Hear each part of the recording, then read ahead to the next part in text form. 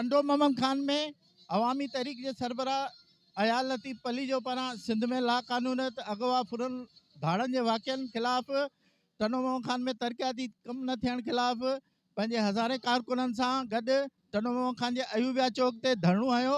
उन मौके ते कारकुननि इब्रत न्यूज़ सां पंहिंजा वीचार वंडींदे हिन रीत ॿुधायो। मोया टू मातरी जो जेको रोड आहे जेके जा 3-4 टेंडर खाधा पिया आहिनि। बुनियादी सहूलियत मोया जे आवाम खे वॾी तकलीफ़ आहे जंहिंजा 3-4 टेंडर असां हाई कोर्ट टंडो मोहम्मद खान में अपील दाख़िल कई है पर रोड ठहे कोन थो। तमाम असां अॻे खां वधीक बदतनज़री उन रोड ते गाड़ियूं तबाह रोज जा एक्सीडेंट थियनि था। काफ़ी दरख़्वास्तूं अपीलूं हाई कोर्ट में पिटीशन हले पई पोइ बि रोड कोन थो ठहे। उन सां गॾोगॾु जेके सिंध में ॿुरंदड़ मसइला आहिनि महांगाई करप्शन लाक़ानूनियत उन लाइ क़ौमी अवामी तहरीक अयाज़ साहब जी अॻुवाणी में धरणो DC ऑफिस जे अॻियां लॻायो आहे। मातली रोड जेको आहे उहो 35 सालनि खां न पियो ठहे।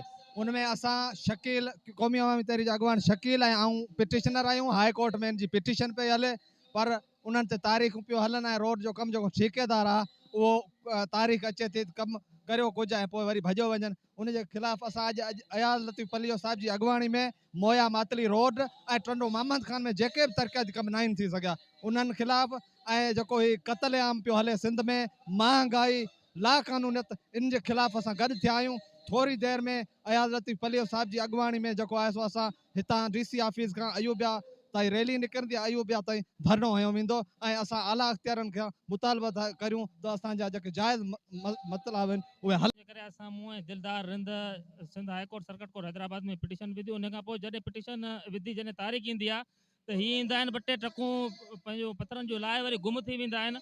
उन जे लाइ असां धरणो हयो आहे। उन खां अलावा सिंध में जेके बि मसइला आहिनि उन लाइ असांजो धरणो आहे। महांगाई बदअमनी ऐं पंहिंजो भाण जो ब्लैक ते विकिरो उन्हनि ख़िलाफ़ असां धरणो हयो आहे। धरणे खां पोइ असांजी रैली अयूबिया ते वेंदी अयूबिया ते धरणो हणंदासीं। क़ौमी अवामी तहरीक जे तरफ़ा खां हिते ऐं सिंधियाणी तहरीक जे तरफ़ां जेको धरणो हयो वियो आहे DC ऑफिस टंडो मोहम्मद खान जे अॻियां।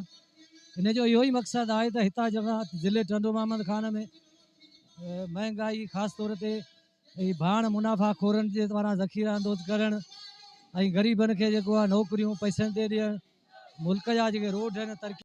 नाज़रीन हिन वक़्तु असां टंडो मोहम्मद खान में मौजूदु आहियूं जिथे अवामी तहरीक जे सरबराह अयाल लतीफ़ पली जो पारां टंडो मोहम्मद खान ज़िले में तरक़ियाती कम न थियण ऐं सिंध में लाक़ानूनियत अगवा फुरन वारदातुनि जे ख़िलाफ़ पंहिंजे कारकुननि सां गॾु अयूबिया स्टाफ ते रैली कढी धरणो हयो वियो।